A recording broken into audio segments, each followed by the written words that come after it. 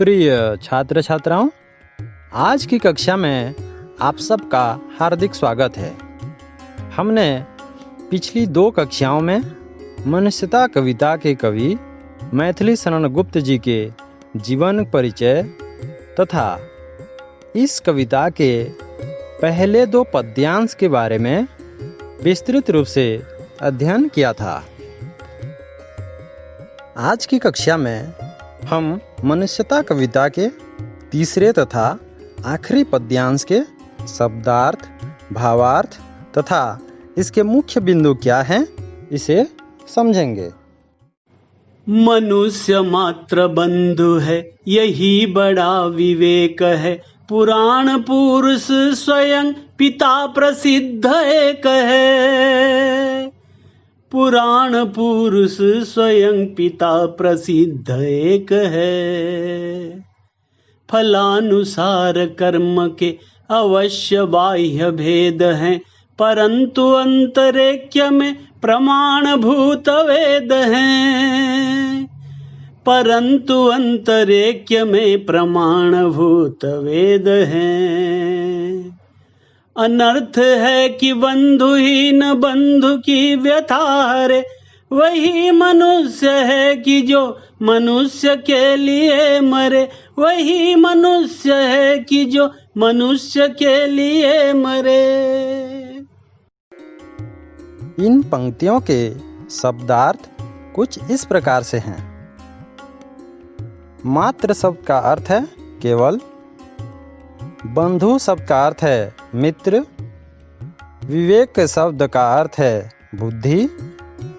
पुराण पुरुष अर्थात परमात्मा या ईश्वर।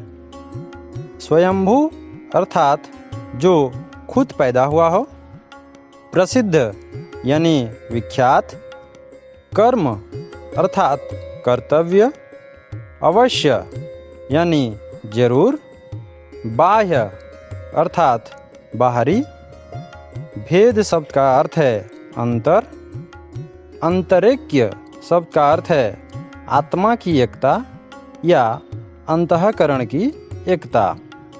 प्रमाणभूत शब्द का अर्थ है साक्षी।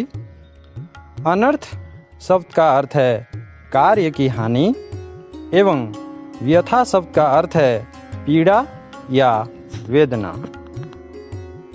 चलिए अब इन पंक्तियों के भावार्थ समझते हैं। प्रस्तुत पंक्तियों में कवि ने यह समझाने का प्रयत्न किया है कि सबसे बड़ी समझदारी इस बात को समझने में है कि सभी मनुष्य भाई बंधु हैं। हम सब के पिता एक ही हैं और वे हैं पुराण पुरुष यानी भगवान। यद्यपि हम सब बाहर से अलग अलग कर्म करते हैं, यद्यपि हम में भिन्नता है, पर आंतरिक रूप से हम सब एक हैं। सभी की आत्मा में एक ही परमात्मा का निवास है। इस बात के प्रमाण वेद हैं। फिर कवि कहते हैं कि इस समाज में अनर्थ तब होता है जब मनुष्य दूसरे को अपना बंधु नहीं मानता और दूसरे की पीड़ा को दूर करने की कोशिश नहीं करता है। वास्तव में वही सच्चा मनुष्य है जो मनुष्य दूसरों की सहायता करता है, दूसरों की पीड़ा को दूर करता है, दूसरों के लिए बलिदान देता है तथा मानवता की राह पर चलकर जीवन यापन करता है। प्रस्तुत पंक्तियों के मुख्य बिंदुओं को आप इस चित्र के माध्यम से देख सकते हैं। मनुष्य मात्र बंधु है, इस बात को समझना विवेकपूर्ण बात है। कवि ने पुराण पुरुष यानी भगवान को सबके पिता कहा है। अलग अलग कर्म के कारण लोगों में बाह्य भेद दिखाई पड़ता है। अंतःकरण में सब एक हैं, इसके साक्षी वेद हैं।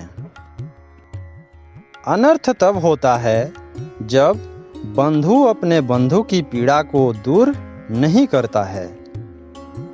वास्तव में वही सच्चा मनुष्य है जो दूसरों के हित के लिए बलिदान देता है।